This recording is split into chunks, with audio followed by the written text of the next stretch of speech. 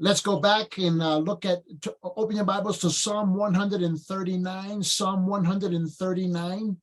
And I want to look at verse 23 and 24. Psalm 139, verse 23 and 24.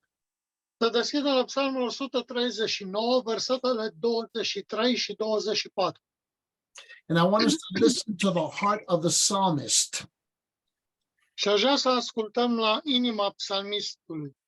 He said, search me, O God, and know my heart. Try me and know my anxious thoughts. Cercetează-mă, Dumnezeule, și cunoaște-mi inima. Încearcă-mă și cunoaște-mi gândurile. And see if there be any hurtful way in me, and lead me in the everlasting way. Vezi dacă sunt pe calea rea și du-mă pe calea veșniciei. This should be one of those verses for all of us, right? To constantly be reviewing our hearts and our consciences and our minds. Ăsta este unul dintre versetele care ne aduce aminte că în mod constant trebuie să ne verificăm conștiința și mintea. Which is the voice you hear the most? Care este vocea pe care o auzi cel mai mult? You hear your own voice. That's the one that you hear the most. E clar că vocea ta, nu? And you become so comfortable with it that it'll justify just about anything. Și devii atât de confortabil cu ea încât poți să justifici orice. So I want to share this example again because it really speaks to the issue. Și vreau să vă împărtășesc un alt exemplu care e legat de acest subiect. It's a true story. It happened in 1983. E o întâmplare adevărată care s-a întâmplat în 1983. And it happened on the night of November 27th, 1983. Și s-a întâmplat pe 27 noiembrie 1983. And it was an airplane. Was what? It was an airplane, a flight. Și era într-un avion. Okay? And it was from the company Avianca Flight 011. Și era zborul Avianca 011. It was flying from Paris to Bogota, by way of Madrid, Spain. Mergea de la Paris către Bogota prin Madrid, Spania.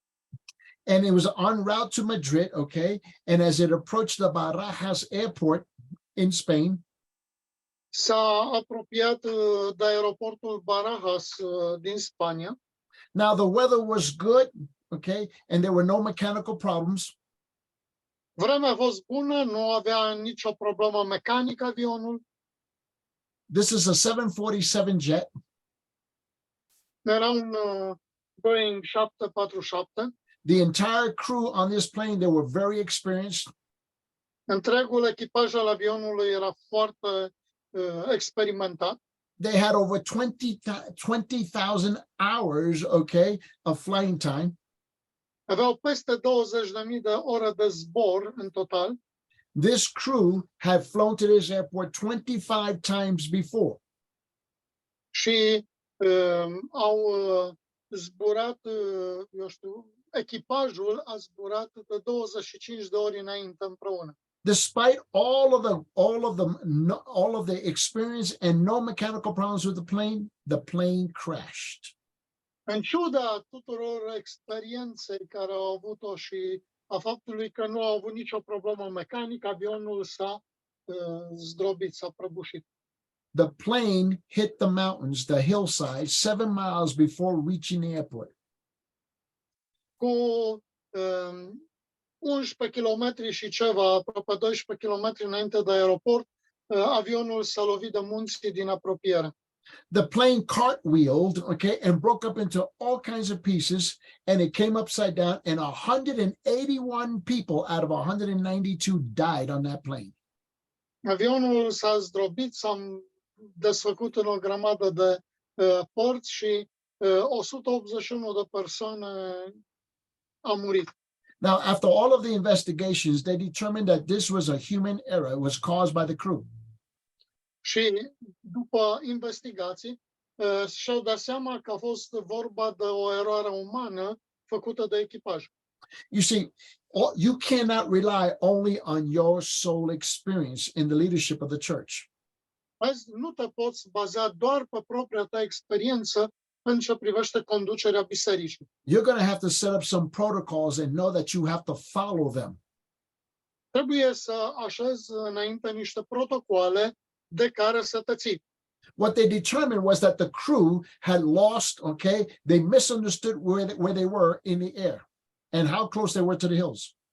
Ce s-a întâmplat a fost că echipajul apar n-a avut unde se află cu adevărat și nu și-a dat seama că se află deasupra munților. See, they thought they knew the truth about their plane's position. Ei ei gândeau crezând că știu unde se află cu avionul. And here's what was shocking about all of that.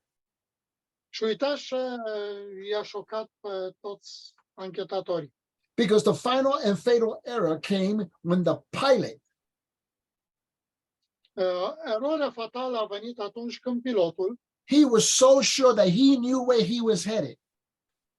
a fost atât de sigur știind unde urmează să aterizeze, He ignored the computerized voice planes GPWS, which is the ground proximity warning system, încât a ignorat sistemul ăsta care îți dă verificarea înălțimii. and when you get so many feet close to the ground, the sensor will tell you pull up, pull up, pull up. Și în momentul când s-au apropiat de pământ, au fost avertizați, trage manșa în sus, trage în sus. Now remember that in every cockpit of an airplane, there's a recording system recording the voice of the pilot and the co-pilots, the crew. Vedeți că în cutia neagră s-a înregistrat discuția din cabină între pilot și copilot. The warning system is telling him, pull up, pull up, pull up. Sistemul de avertizare i-a spus trage, trage, trage de manetă în sus. But the pilot decided, he's talking to the machine. He says, shut up, gringo, and he turned the machine off.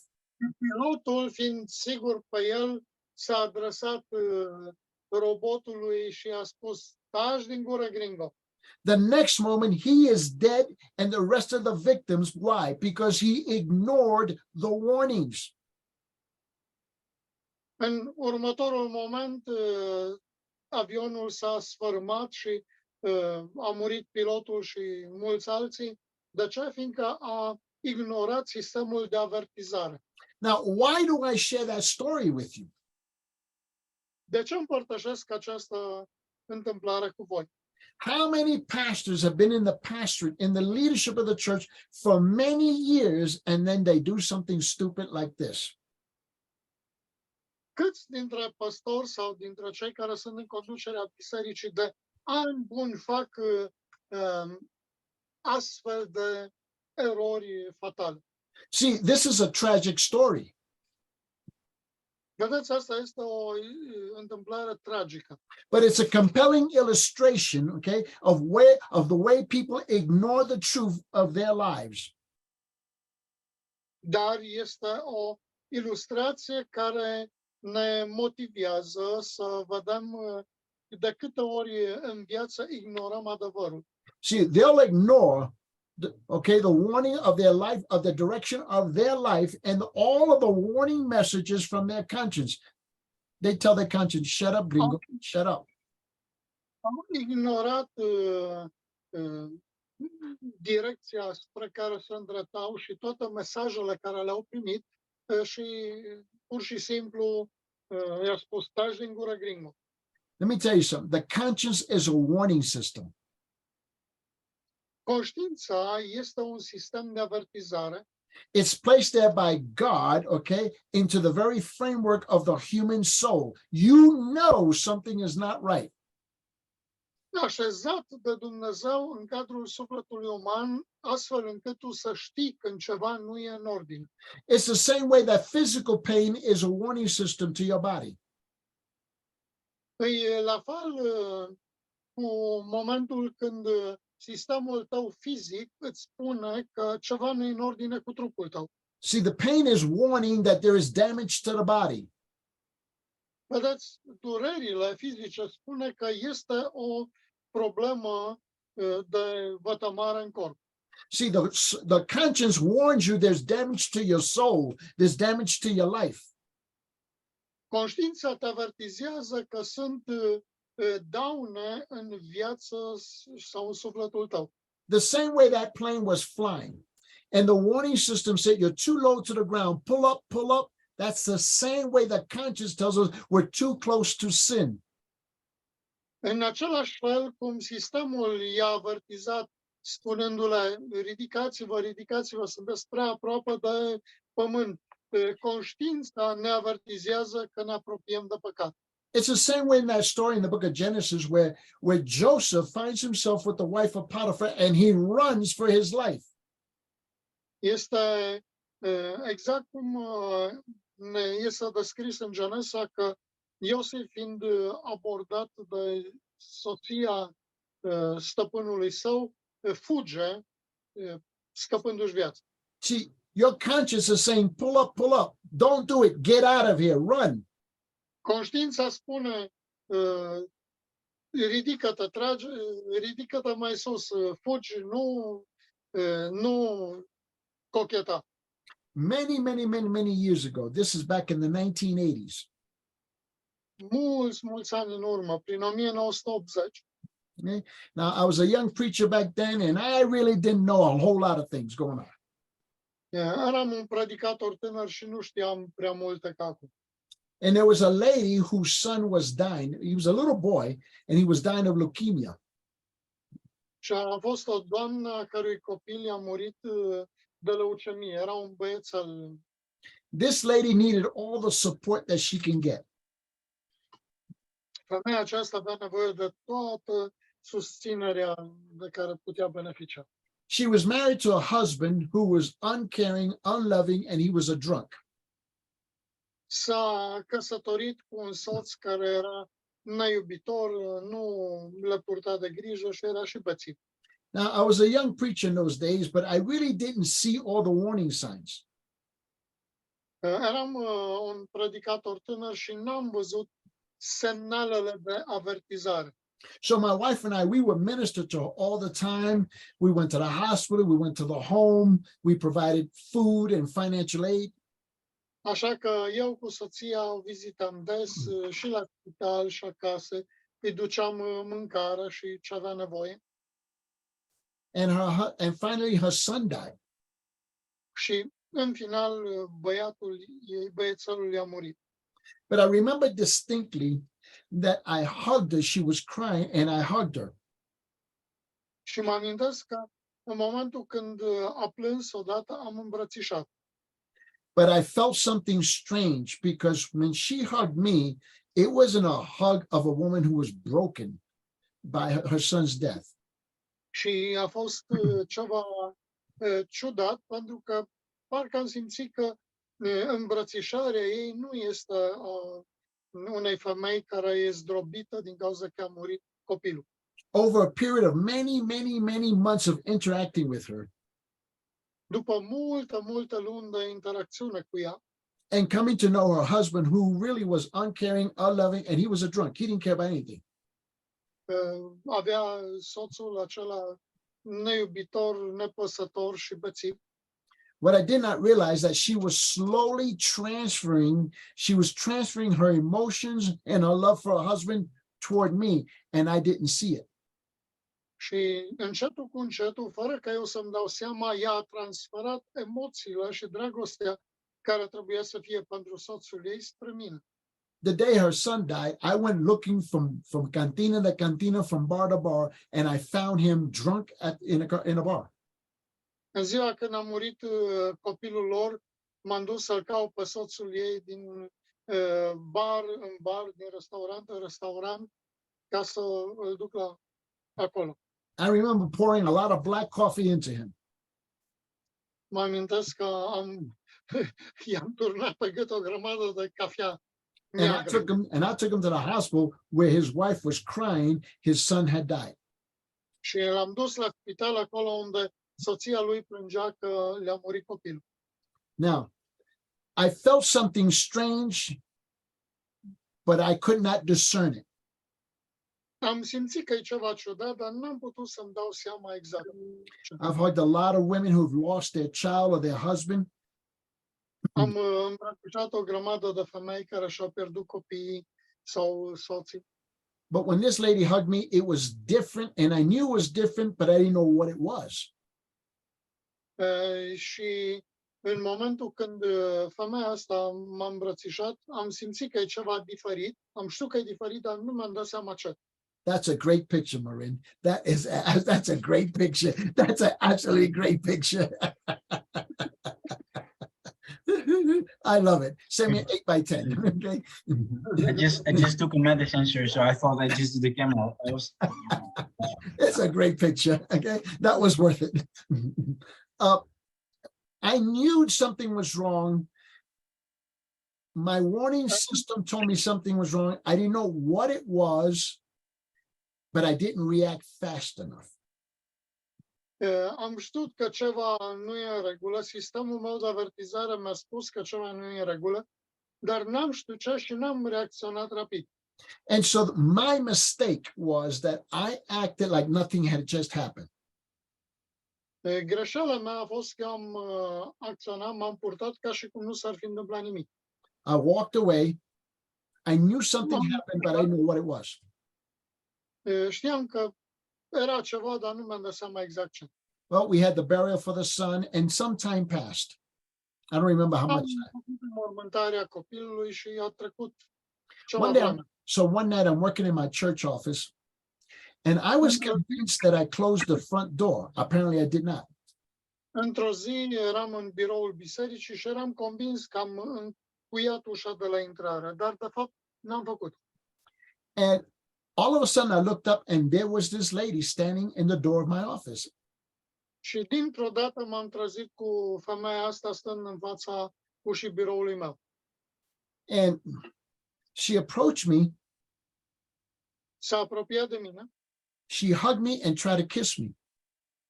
și m-a îmbrățișat și a încercat să mă sărute. And I remember pushing her back. Și atunci am împins-o înapoi And I remember the first time she hugged me where it didn't feel right. și mi-am amintit de prima dată când m-a îmbrățișat și am simțit ceva ciudat. But at that moment, it became clear to me Dar în momentul acela a devenit clar Dar- pentru mine that I should have been more discerning the first time that warning system went off. că ar fi trebuit să fiu mult mai rațional când sistemul de avertizare mi-a spus că ceva nu e în regulă. See, I was a young pastor, but I didn't really think it through, and I ignored it. I mean, I recognized it, but I ignored it. Eram un păstor tânăr, nu mi-am dat seama exact ce se întâmplă, am văzut că e ceva, dar am ignorat. And I can't tell you how many pastors I know have fallen into that trap. Și nu vă pot spune câți păstori cad în capcana asta. You see, you cannot afford to ignore the voice of your conscience. Nu trebuie să ignori vocea conștiinței tale. Now, you don't have to be doing something wrong, but you know something is wrong. Nu trebuie să faci ceva rău, dar știi că este ceva rău. Because if you ignore the voice of your conscience, this is going to become spiritual catastrophe for you and the church. Pentru că dacă ignori vocea conștiinței, asta va fi o catastrofă spirituală pentru tine și pentru biserică. So we said number one, what was behind the scandal? Am spus numărul 1, ce a stat în spatele scandalului. We said number two, the conscience is not infallible. Am spus numărul 2, conștiința nu este infailibilă. And now we come to number three. Și acum ajungem la numărul 3. To reject the voice of your conscience is to invite spiritual catastrophe. A respinge vocea conștiinței tale înseamnă a face o invitație pentru catastrofa spirituală. We cannot reject the voice of our conscience with exemption from problems and pain. Nu putem să respingem vocea conștiinței fără să întâmpinăm probleme și dureri. You will be stung and pay the price. Veți plăti prețul până la urmă. But unfortunately, you and I live in this postmodern era in the society that is working aggressively to silence the conscience. Din păcate, trăim într-o societate care încearcă în mod agresiv să ne reducă conștiința la tăcere. People are being taught to ignore any and all convictions of guilty feelings. Oamenii au fost învățați să ignore orice convingere sau sentiment de vinovăție. But what produces the guilty feelings? It's the conscience. The conscience produces it. Dar ce produce sentimentele de vinovăție? Conștiința, ea le produce. And we have this insanity today of counseling that views the guilty conscience as harmful to your self-esteem. It's harmful to your mental health. Vedem că e dăunător lucrul ăsta pentru stima de sine și sănătatea mentală. If you listen to a lot of counseling today, Dacă asculți la mulți consilieri din ziua de astăzi, they believe that all of your problems stem from not from your sin, but from all of the external issues outside of your life. ei cred că problemele pe care le au nu provin de la păcat, ci de la alți factori externi vieții tale care nu poți să-i controlezi. You have to just simply accept things because it's out of your control. Și trebuie să accepți atunci pentru că nu poți să-i controlezi. Which is one of the reasons why I publicly fight the idea of Christian psychology. De asta eu sunt unul care lupt public împotriva psihologiei creștine. Christian psychology is nonsense. Psihologia creștină este un nonsens. If you understand psychology, Dacă înțelegi psihologia, which is where all counseling is derived from, din care este derivat toată consilieria, right? So we know psychology, psych means the mind, ology is the study of the mind. psiho se referă la minte și logos, da, e studiul minții. So it's man, corrupt mind, studying the mind of another corrupt mind. Este mintea coruptă a unui om care studiază o altă minte coruptă. So the idea to put Christian psychology, the word Christian in front of it is nonsense. Dacă vii și pui creștină lângă psihologie, se creează un nonsens. Now, so far, every single Christian psychology degree program that I have studied and looked at centers on psychology, psychology, psychology in the name of Jesus or in the name of some biblical concept. Toată psihologia care am studiat-o se axează pe psihologie în numele lui Isus sau altor personaje biblice. And all the people that I know that have graduated from some kind of a program like that, okay, are more secular psychologists, but in the name of Christianity. Și toți cei care au graduat la un astfel de curs de psihologie sunt la fel de, eu știu, se axează la fel ca și cei care sunt psihologii necreștini. So psychology is the study of the mind of man, whereas theology is the study of the mind of God. Psihologia este studiul minții umane, pe când teologia este studiul minții lui Dumnezeu. And in a lot of modern day counseling, sin and guilt are not viewed as a moral and spiritual problem. În psihologia modernă, păcatul și vinovăția nu mai sunt văzute ca problemă morală și spirituală. Instead, they look at it, okay, as a psychological issue or even a health problem. În schimb, ele sunt privite ca probleme psihologice sau chiar probleme de sănătate. See, today, sin is labeled, okay, as a disease. Astăzi, păcatul este etichetat ca fiind o boală. Or sin is blamed on somebody else, but not you. Sau păcatul e aruncat ca vinovăție asupra altcuiva, dar nu tu ești vinovat. You see, the voice of your conscience cannot be safely rejected. Vedeți, vocea conștiinței tale nu poate fi respinsă în siguranță. It's telling you something is wrong.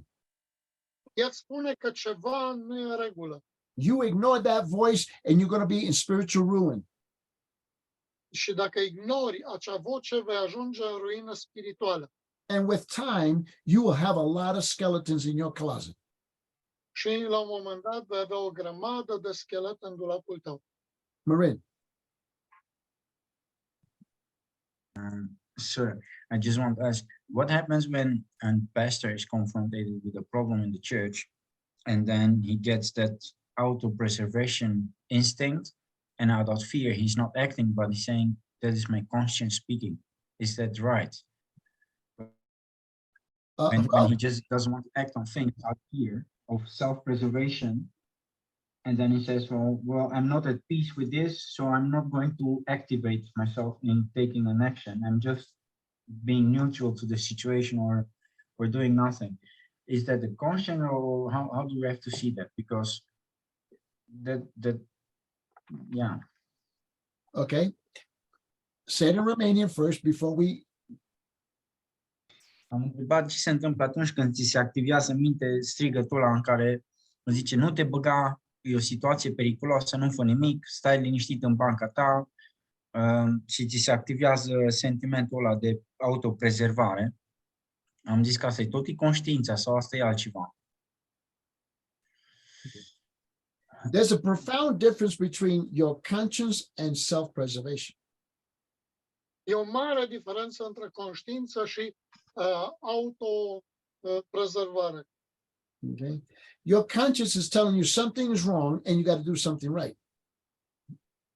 Conștiința îți spune că ceva nu e în regulă și trebuie să faci ceva bine. So for the moment, let's leave the details out for the moment. It's telling you something is wrong and something has to be corrected. You have to do something right. That's the conscience. Haideți să lăsăm detaliile deoparte. Îți spune că ceva nu e în ordine și că trebuie să faci lucrurile altfel.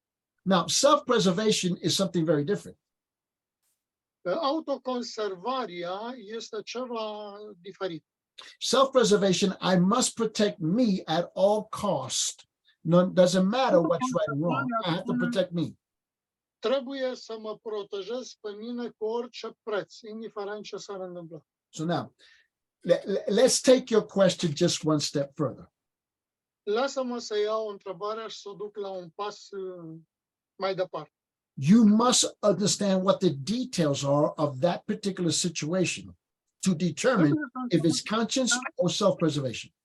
În detaliile acelei situații este instinctul de conservare sau este conștiința. Can anybody here give us an example of self-preservation as a pastor as opposed to conscience? Poate cineva să ne dea un exemplu de autoconservare ca păstor și de conștiință?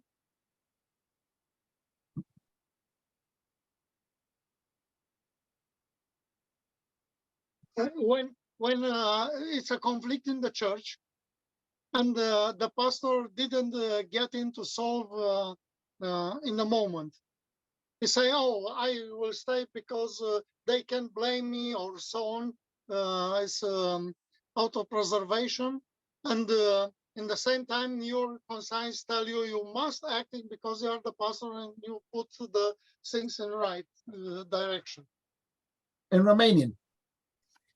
Când e un conflict în biserică, de exemplu, conștiința îți spune, măi, ești păstorul bisericii, trebuie să rezolvi problema, să intervii ca să nu se extindă. Dar în același timp, instinctul de conservare zice, mai bine nu te băga pentru că poți să ieși rău, să fii acuzat, mai bine stai deoparte. Now, that's a good example where now that pastor has complicated the problem. Ăsta e un exemplu bun când un păstor complică problema. Because do you realize what he's doing? He's abdicating, he's abandoning his role. Vă dați seama ce face? De fapt, el abdică, își abandonează rolul. So then, in that situation, I would have to ask another. I've seen this situation before and I've asked pastors. Here's my question. Am văzut astfel de situații și iată care e întrebarea mea. Not a complicated question. Nu e întrebare complicată. Here's my question. Asta e întrebarea mea. Does truth matter? Contează adevărul? If it doesn't matter, then he should resign from the pulpit, he should resign from the platform, he should resign from the church and go sell newspapers. Dacă nu contează adevărul, atunci ar trebui să-și dea demisia din predicare, din pastorală și să se ducă să vândă ziar. See, that's when I stand before the church and I tell everybody, whatever the problem might happen in the future. De aceea am stat în fața adunării și am spus, orice problemă ar putea veni în viitor. My job is not to agree with you. My job is to agree with the truth and present the truth. Slujba mea nu este să cad de acord cu voi, ci să fiu de acord cu adevărul și să stau lângă adevăr. Unfortunately, the question that Marin asked and then Marcel gives an example, that is a classic example. It happens too many times in the church. Întrebarea pusă și exemplu dat, din păcate, se întâmplă prea des în multe biserici. You know, that happens because we're too busy doing this. Se întâmplă fiindcă suntem prea preocupați să facem asta. We're looking over our shoulder to see who supports us. Ne uităm peste umăr să vedem, avem susținători. I learned a long time ago, don't look over my shoulder. Mă uit într-o direcție greșită dacă mă uit peste umăr. How many are in favor of me? How many against me? I stopped that a long time ago. Câți sunt pentru mine și când sunt împotriva mea la momentul ăsta. In my simple little mind, me and you, God, the minority, we're the majority. În mintea mea e simplă, eu și cu tine, Doamne, minoritatea și majoritatea. See, and we have to work at this. Trebuie să lucrăm la asta. Let me show you. Well, did I answer your question, Marin? Am răspuns la întrebarea, Marin? Yes, sir. Because there was this conflict in my head, like when with a example from Joseph when he was just running away and because of the temptation, and so for me was it not clear when do I step in or when do I have to run away? When is the conscience speaking or when do I have to let things out of my hand? And so but you answered the question. And there's always a tension between those two. But if truth matters, then it's obvious. Okay, now say that in Romanian. Am zis că în mintea mea era un conflict și cu exemplu care l-a dat cu Iosif când el a fugit în loc să facă altceva și am zis că pentru mine nu era clar când trebuie să stai și să te lupți și când trebuie să fugi. Dar cu exemplu care l-a dat fratele Marcel și cu întrebarea care a pus-o fratele Edi, era clar că dacă vezi o situație și spui întrebarea, contează adevărul, atunci e clar. Conștiința spune ce trebuie să faci, că dacă e în conflict cu sentimentul. To be ready to pay the price. Și trebuie să fii gata să plătești prețul for the truth, pentru adevăr. Yeah, remember, every decision we make always has a consequence. Amintiți-vă că orice decizie pe care o luăm are întotdeauna consecințe. Good or bad, but there's a consequence. Bune sau rele, dar are consecințe. But you must be willing to pay the price of that consequence. Dar trebuie să fii gata să plătești prețul consecințelor. Look, Paul wrote to Timothy in 1 Timothy chapter 1. Open your Bibles to 1 Timothy chapter 1. Look at verse 19. Pavel îi scrie lui Timotei și deschideți la 1 Timotei 1 cu 19. He says, keeping faith in a good conscience, which some have rejected and suffer shipwreck in regard to their faith. Zice, și să păstrezi credința cu un cuget curat pe care unii l-au pierdut și au căzut din credință. See, you can't keep faith without a good conscience. Vedeți, nu poți să păstrezi credința fără o conștiință bună. In that same book of 1 Timothy, look at chapter 4, verse 2. 1 Timothy chapter 4, verse 2. Uitați-vă la 1 Timotei, capitolul 4, versetul 2. It says, by means of the hypocrisy of liars, seared in their own conscience as with a branding iron. Aici spunea, bătuți de fățărnicia unor oameni care vorbesc minciuni, însemnați cu fierul roșu în însuși cugetul lor. Some people lie automatically because their conscience is seared. It doesn't bother them anymore. Unii oameni mint automat pentru că mintea lor, conștiința lor este înfierată deja și nu mai pot judeca. But when the spiritual leadership and the pastor of the church start doing that, it's time to leave that church. Run. Dar ca și păstor al bisericii, dacă îți pierzi cugetul curat, atunci trebuie să părăsești biserica. Does that make sense? Questions? Înțelegeți? Întrebări, comentarii? All right. Let's take our next 10-minute break. Să luăm următoarea pauză de 10 minute. And remember, I charge $100 for every gossip. Și amintiți-vă că vă iau $100 pentru fiecare bârfă.